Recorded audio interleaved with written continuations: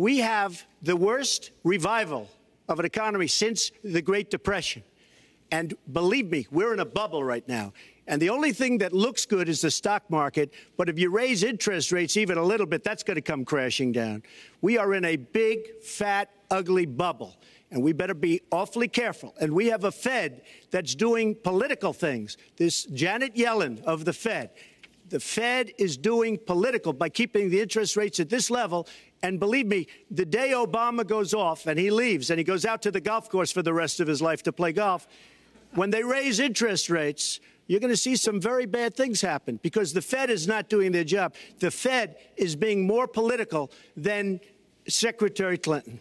If you were expecting an inappropriate or vulgar comment on immigration, Ted Cruz, Hillary Clinton, or Obama, you might be feeling disappointed, and I understand you perfectly. But let me tell you, right off the bat, there hasn't been a more serious and dangerous comment in this election up until now. And in just a few moments, you will understand exactly why. This is not a political ad, and it doesn't matter if you think the Republican frontrunner is full of hot air, or if you think this is a slip of the tongue from somebody who knows more than he is willing to share with the rest of us. What is at stake right now is the financial security of every American family. And the danger is growing as we move closer and closer to the next election. So please, take a few moments to watch this very important presentation. My name is Charles Hayek, and I'm a retired economics professor. Most of my life, I've studied macroeconomics and the cycles of boom and bust in the global economy. What I can promise you right now is if you give me just 10 minutes of your time, you will understand more about our economy than many Harvard graduates. In my research, I have uncovered a strange pattern that has been going on for the past 20 years. A bizarre economic cycle intimately linked to every U.S. election since then. Right now, I will show you the hard facts that led me to this conclusion in plain and simple English, so that by the end of this video, you can make your own choice and be better prepared for what's to come. But to understand how this bizarre pattern works, we need to take a short look back at 1999. When the ball drops on the year 2000, it will be a momentous event for the world and for the U.S. economy, which is closing in on its longest expansion ever. The decade has been marked by strong growth, the lowest unemployment in a generation, and yet remarkably little inflation. It seemed like a totally different America than the one we are living in today. The stock market was booming thanks to the internet companies, affectionately called the dot-coms. For many Americans, investing in the internet companies seemed like the quickest way to become rich. More and more people put their savings into the stock market, driving it higher and higher. They gambled their money on the hope that they could sell those stocks for 2 to 3 times their value. And everybody was praising the Clinton administration for creating the biggest economic growth in U.S. history. For a time, it worked. To many, it seemed like the party would never end. Even the chairman of the Federal Reserve, Alan Greenspan, said, "Technology is creating a new economy, one where the old rules no longer applied." The Fed was so confident that in February 2000, it began raising the interest rates to their highest level since 1995. At the same time, bad economic data started to come in. The previous holiday season that was supposed to bring big profits to internet-based companies was a major disappointment. And it was not just online shopping. Ordinary Americans bought less, and consumption was dropping. While the nation was preparing for the next election, the house of cards built around the stock market started to collapse. On the 12th of April, 2000, the NASDAQ dropped by 386 points. It was the largest drop ever recorded, and by the end of the next week, Wall Street had lost almost a quarter of its value. The long economic boom of the late 90s became a gigantic bust. Bush was entering office at a time when the NASDAQ had lost 60% of its value, erasing $7 trillion of American wealth. Clinton's economy grew on the back of the dot-com bubble, and now everybody was looking to Bush to get the economy going again. But before going any further, let's take a short step back and see what we can learn from this. An economic bubble grows around an asset that becomes very attractive to investors. In the 90s, this asset was the internet company stock. Greed attracts more and more people who gamble their money hoping that prices will go up and they will sell for a profit later. When people are blinded by the bubble, they think that growth will never end. This delusion is fueled by the media, economic experts, and even the Fed. At this point, something very interesting happened. As the economy showed signs of slowing down, the Fed raised the interest rate.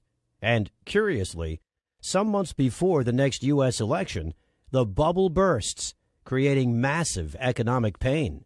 We now have a theory that we can put to the test. A bubble emerges and grows on low interest rates. Investors and speculators are down in, as the experts say. Everything is fine and growth will continue. The Fed raises interest rates in a time where the economy begins to slow down. And that specific time is right before the next presidential election. The bubble bursts, and the next president has to deal with the aftermath. If this sounds crazy to you right now, let's put the theory to the test. I do believe in the American dream. I believe there is such a thing as the American dream. Owning a home is a part of that dream. It just is. Right here in America, if you own your own home, you're realizing the American dream.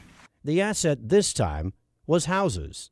The Federal Reserve had cut interest rates from 6% in 2001 to 1% in 2003. Rock-bottom interest rates created a huge demand for mortgages, as they were cheaper to pay off. Everybody wanted a house, and that pushed prices up. You could get rich just by becoming a homeowner, as the price kept going up.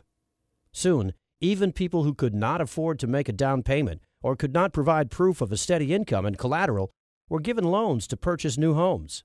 If these people defaulted on their payments, the bankers didn't care. They would be left with a house, an asset that was rising in price. These no down payment, no collateral mortgage loans, called subprime mortgages, were given to millions of low-income families. One of the barriers to home ownership is the inability to make a down payment.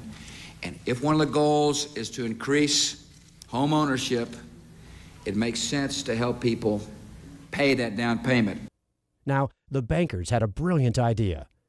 Bundle up the normal mortgages with the subprime ones and sell them to other banks, pension funds, hedge funds, and sovereign funds. Mortgage payments generated huge profits, and demand was high for this new type of speculative contract, now called collateralized debt obligations, or CDOs.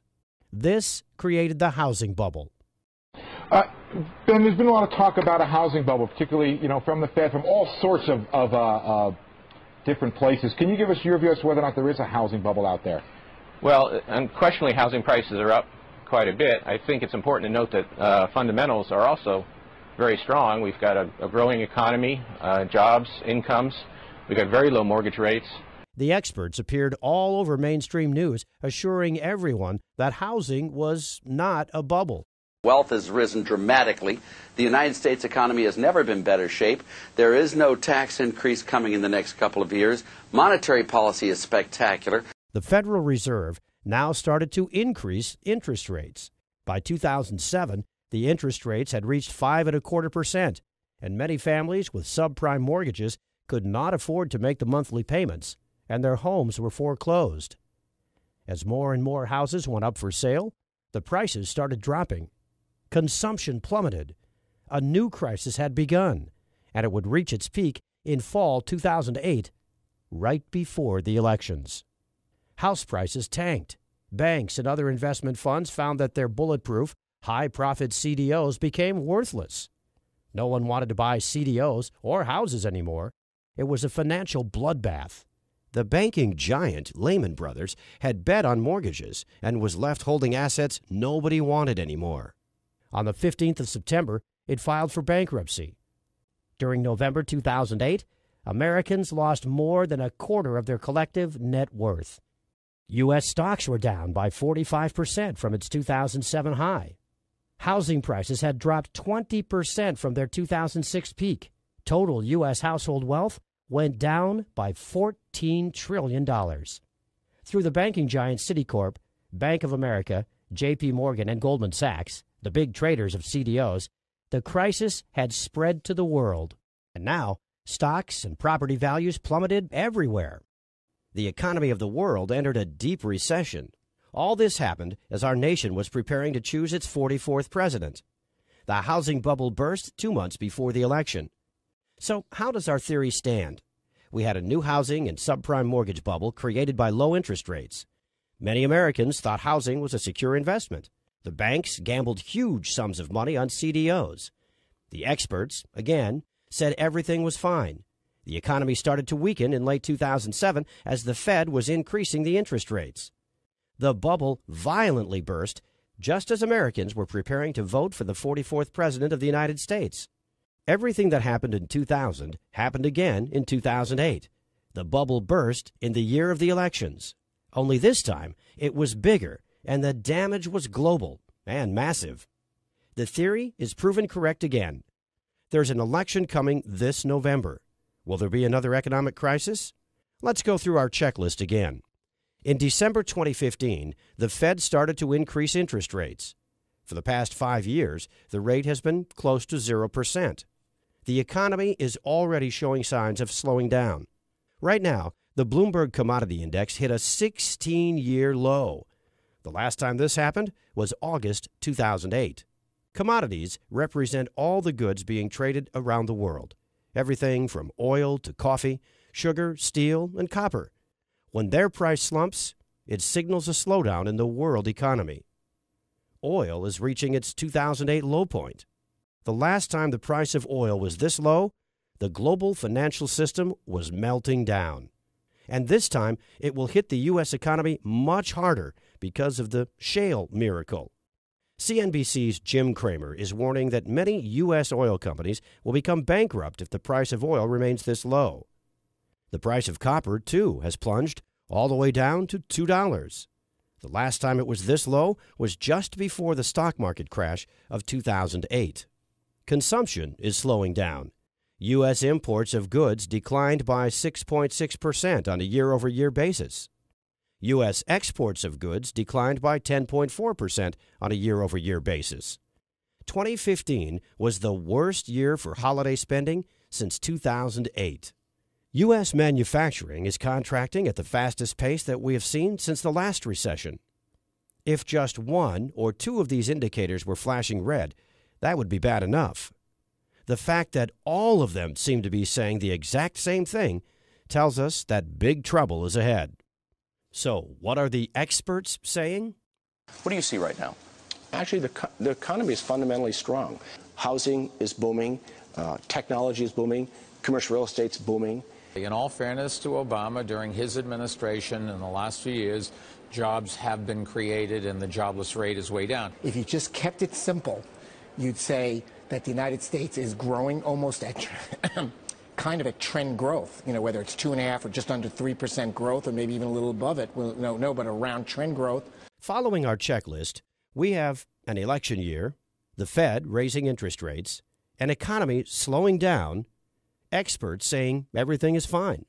The only thing that's missing is the bubble that Trump warned will burst before the November elections. Does he know something we don't? The word bubble, remember the word bubble. You heard it here first. I mean, I don't want to sound rude, but I hope if it explodes, it's going to be now rather than 2 months into another administration. Well, to understand exactly what a bubble is, we need to look back at the .com and the mortgage CDO bubbles. In both cases, people thought that they had something that would never stop growing, something too big to fail. In both cases, stocks and housing attracted huge sums of money, driving their prices way beyond the actual value. This is just like gambling. Buyers get the asset, hoping they will sell it in the future for a profit. When the bubble bursts, those who are left with the asset suffer huge losses. Right now, I must ask you to give me your full attention. The following 5 minutes will be shocking and a little bit tricky to understand. And I hope you're sitting down for this. My prediction for 2016 is that we will see a banking collapse that will make the 2008 crisis look like a Sunday afternoon picnic. This coming crash will wipe out the entire U.S. financial sector and take with it savings, deposits, retirement funds, pensions. It'll be nothing short of a financial bloodbath. How can this be possible? Well, remember how bubbles are created when something seems to grow indefinitely? The delusion is that something is too big to fail. But the bigger the bubble becomes, the faster it fails. Right now, people think big banks can't fail because of their size and importance in the world economy. It is as blatant as their name suggests. How did we get here? On September 18, 2008, Hank Paulson, the U.S. Secretary of the Treasury, told members of Congress that $5.5 trillion in wealth would disappear by 2 p.m. that day unless the government took immediate action. What took place next was undoubtedly the biggest blackmail in history. The threat: keep the big banks alive, or else the economy implodes and depositors lose their money. In December 2008, the first of many financial stability measures was put into place. The Fed's mission from now on was to keep the big banks alive no matter what. Economists calculated that the total cost of the various measures put into place to accommodate big banks was in excess of $20 trillion up to this year. The too-big-to-fail banks now had a taxpayer-sponsored safety net. The message was clear: do whatever risky business you want. We've got your back. And this is how Congress and the Federal Reserve created the ultimate bubble, the too-big-to-fail bubble. The idea that the too-big-to-fails were going to get cut down to size after the financial crisis has turned into a giant myth. In fact, they've become even bigger. J.P. Morgan Chase, number one among banks in total assets, has seen its base swell to more than $2.5 trillion. The company's deposit base alone has grown by 29% since the end of 2008. The so-called Big Four institutions, J.P. Morgan, Bank of America, Citigroup, and Wells Fargo, continue to distance themselves from the pack, with some $8.2 trillion in total assets. That's 154% more than the rest of the top 50 banks combined. Unfortunately, the old saying, the bigger they are, the harder they fall, will prove correct. And when they collapse, the result will be nothing short of catastrophic for the world economy. But for a bubble to inflate, you also need an asset on which speculation, or rather gambling, has become so rampant and so over the top that a disaster is just waiting to happen. Let me introduce you to the world's biggest and most dangerous casino. It's called the derivatives market. And right now, the total net worth of all outstanding derivatives contracts is a staggering $552.9 trillion, according to the Bank for International Settlements. $552.9 trillion. Let that number sink in for a moment. Total U.S. debt right now stands close to $19 trillion, and most Americans find that shocking. But very few have any idea of how big this financial market is. The entire economy of the world, in real goods and services, is evaluated at around $78 trillion annually. The derivative market is 7 times the value of every good and every service provided around the world in an entire year. At first, I thought this number was too big to be real. But the Office of the Comptroller of the Currency, independent bureau of the U.S. Department of the Treasury, confirms it. Make no mistake, you are looking at the biggest bubble in the history of mankind, something 7 times greater than the entire economy of the world. So what exactly is a derivative? A derivative is a speculative contract, a bet placed on stocks, mortgages, interest rates, the price of commodities like gold, silver, coffee, oil, or the possibility of a company or even a nation to default. Basically, right now, there is nothing of economic worth that does not have some sort of derivative attached to it. All derivatives are bets. This is not a metaphor, an analogy, or a generalization. The players on the derivative market gamble trillions on the future price of the asset to which the derivative is attached. These are the speculative contracts that will eventually pop the current gigantic bubble. Warren Buffett once referred to derivatives as financial weapons of mass destruction, and he was proven right.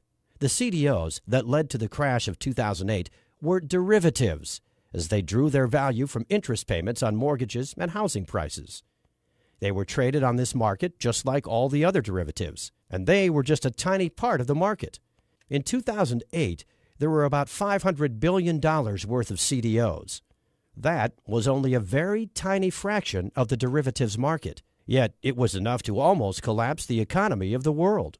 Remember how I said that this is the world's largest casino? In a nutshell, the derivatives market, or more correctly put, the derivatives casino, is where big banks and other financial institutions place their bets on every aspect of the world economy. Yet with these bets, everybody loses. So how did this bubble inflate to more than $550 trillion? Say Jack controls the derivative department of one of the too-big-to-fail banks.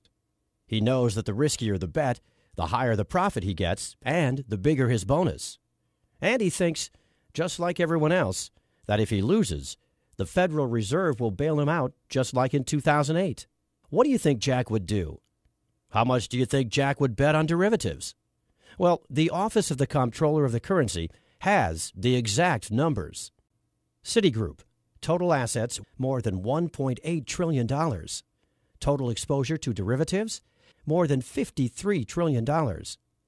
J.P. Morgan Chase, total assets about $2.4 trillion. Total exposure to derivatives, more than $51 trillion. Goldman Sachs, total assets less than $1 trillion. Total exposure to derivatives, more than $51 trillion. Bank of America, total assets a little bit more than $2.1 trillion.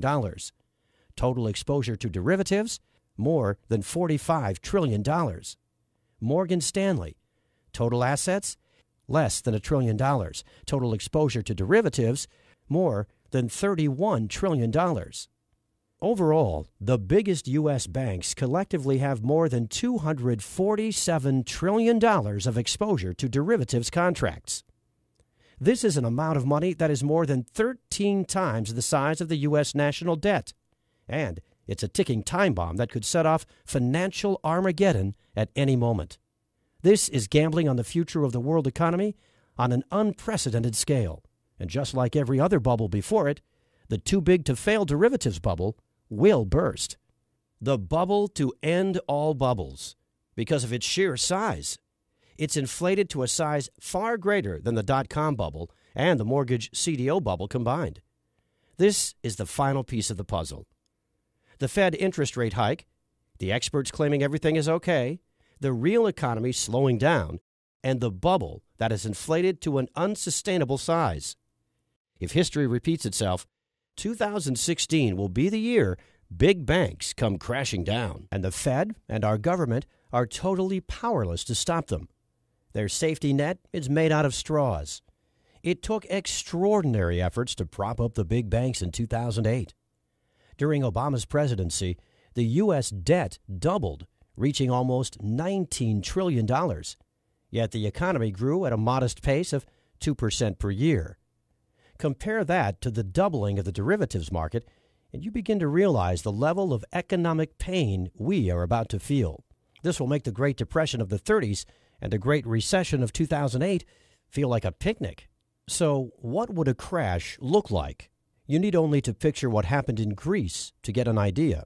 The first thing that happened is that all the banks closed. The only way people could get their money out was with ATM withdrawals. And they were limited to 60 euros a day. That's about $63. Ask yourself this. If the banks close in the U.S., could you live with $63 per day? Immediately, huge lines formed in front of ATMs. People waited in the scorching heat for hours to get a tiny fraction of their savings and deposits out. 17% of the Greek population is currently unable to meet their daily needs for food. Approximately 30% are living below the poverty line. The official unemployment rate is 27%, 52% of under 25s. In Athens, Greece's capital, one of these is 53-year-old Athenian Vasilis Dimopoulos, who used to earn up to 3,000 euros per month until his employer folded in 2008. I sold my home in 2007, though the small profit I made is now gone. I was on the streets for 6 months, he said. Now, Dimopoulos lives in a Red Cross hostel selling Athens street paper, Shadia. Dionysia Michalidou, retiree. I have no insurance. I have no pension. I have nothing. Since the crisis, suicides have increased by roughly 50%. Emmy Christoulis, daughter of suicide victim, If one Greek was to take up a Kalashnikov, I would be the second. I find no other solution than that of a dignified exit before I begin searching through the garbage for my food.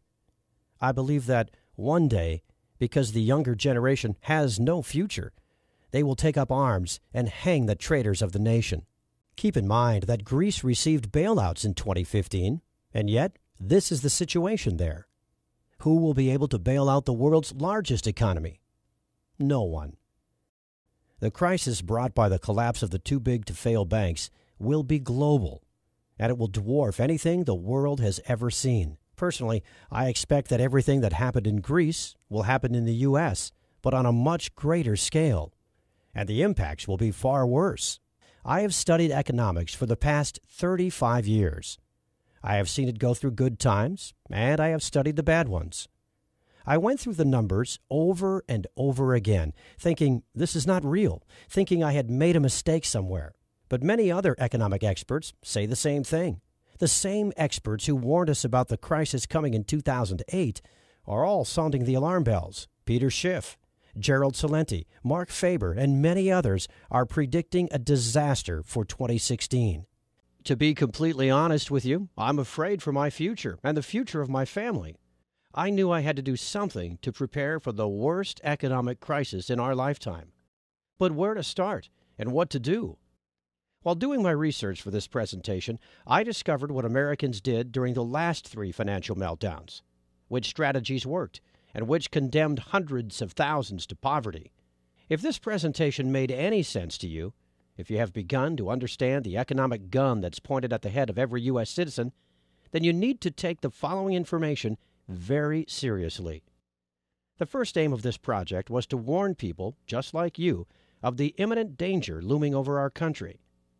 The second aim of this project is sharing my research on the last 3 financial meltdowns with as many people as possible. Let me tell you right off the bat, there are 2 mistakes 89% of Americans make right now that during the crash will cost them their wealth, their retirement funds, their deposits, and their savings. And there are 2 very simple solutions that require just 5 minutes to put into place in order to avoid financial ruin. But before sharing this with you, I must ask for your help. Here's why. I've gathered all my research on economic collapses that have happened around the world and created a blueprint designed to help Americans to survive and thrive during the coming big bank derivatives. I called my work Surviving the Final Bubble, and I've managed to deliver it to over 1,000 families through the Internet. And I did it without charging them a single cent. Unfortunately, keeping the website up and running and sending the message across is not cheap. I dedicated $10,000 of our savings to do this, and it was all gone by January 3rd. The only reason you are seeing this presentation right now is because I started to give away Surviving the Final Bubble at a cost. I crunched the numbers, and in order to keep this website alive, we need to get back $37 for every copy delivered. It is only through the contributions of other like-minded, responsible Americans that you are seeing this presentation right now. Over 3,000 people have read the book, discovered the vital information on wealth protection and crisis survival, and contributed to our project.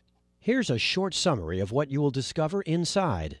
Why the government is not your friend when safeguarding your wealth during an economic meltdown.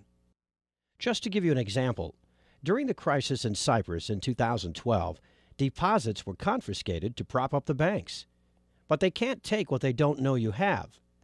There are 3 assets you do not have to report to the U.S. government, and I will show you how to use them to protect your wealth and financial stability. There are 2 types of stocks that positively skyrocket when the rest of the market comes crashing down.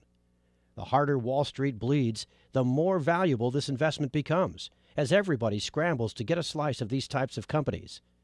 I will tell you the best moment to buy and when you can cash in safely. There's one item that during an economic crash becomes a real godsend. That's because it's easier to barter with, to store, and its price usually skyrockets. I will show you exactly why owning it means seizing an opportunity that may end all your financial worries, and where to get it to avoid scammers. This is just a small sample of what you can discover inside. So I mentioned 2 mistakes that will wipe out trillions during the coming collapse. First, 89% of Americans are not aware of something very serious. When you put your money in the bank, you have legally transferred your deposit to the bank. You have become the creditor, and the bank is the debtor. The bank owes you the money. When you demand payment, the bank is obligated to give you your money back. However, if the bank becomes insolvent prior to you taking your money out of the bank, they will not have to give you your money back. All of your money will simply vanish. Secondly, if you own stocks, sell them.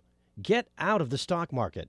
Stocks are the absolute worst place to keep your money if an economic crash happens. Your money will be wiped out in the blink of an eye. We've seen this happen in 1929, 2000, and 2008. The stock market crash has already started, and it will only accelerate as the election draws near. This information is designed to help you thrive during the big bank derivatives collapse, if it does not spin completely out of control. Up to this point, we have only talked about wealth protection, but it might not be enough. Given the size of the derivatives market and the wild speculation going on, securing wealth and financial stability may be very low on the priority list for any family. Food, water, safety, and keeping illness and criminals away may be a far more pressing concern.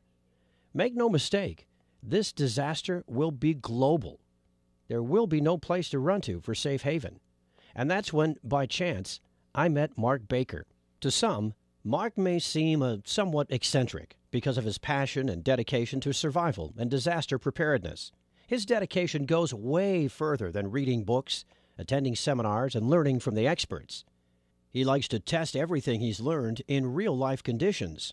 That's why he went to Greece and to Venezuela during the worst time of the economic disaster that hit both countries.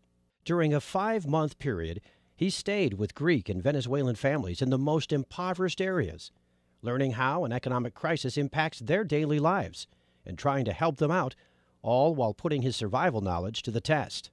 And he decided he would live there on a $300 budget for the entire trip. His conclusion? A lot of the information provided by survival gurus out there has nothing to do with real life and can be downright dangerous. A lot of these survival experts with their Amazon bestseller books are sitting behind their computer imagining how an economic collapse will happen and write about unproven, rehashed solutions, strategies that sound good in theory but completely unproven in a collapse. Fortunately, nothing beats hands-on, hard-earned knowledge. His experience in both countries was eye-opening, to say the least. He went through a food shortage, blackouts, riots. He learned how to be safe from criminals when the police simply didn't interfere, and how to barter for supplies. He saw how real families managed to keep their spirits up in even the most desperate times, and how to cope with illness and injury while the hospitals are out of supplies, understaffed, or flooded by wounded from riots.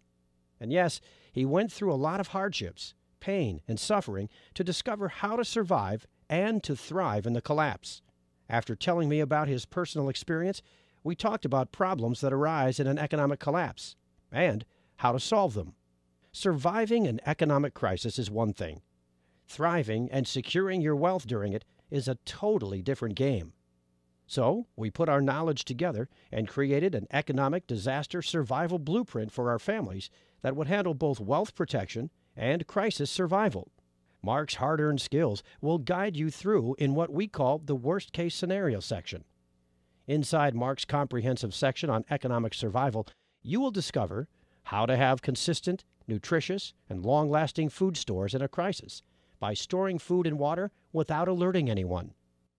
Following these first few crucial steps will guarantee that you and your family won't be left at the mercy of others for the most basic human needs. In Greece, even some middle-class people with respectable jobs wound up digging through trash or stood in lines for hours for humanitarian handouts. You want to do everything in your power to avoid that, and we will show you how. 12 skills vital during the coming collapse. All of these essential skills were selected by Mark based on his experience in Greece. When the services we've come to rely on are no longer available, and when having cash becomes just paper, you want to have something valuable to trade other than your supplies. You will be safer knowing you always have valuable knowledge to offer in exchange for whatever you might need. Unfortunately, because of their stature and frailness, children and senior citizens are the weakest links in disastrous situations like these.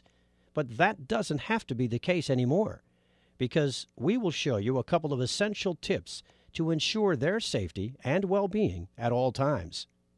You will discover the secrets on how to build strong links within the community and how to become its leader.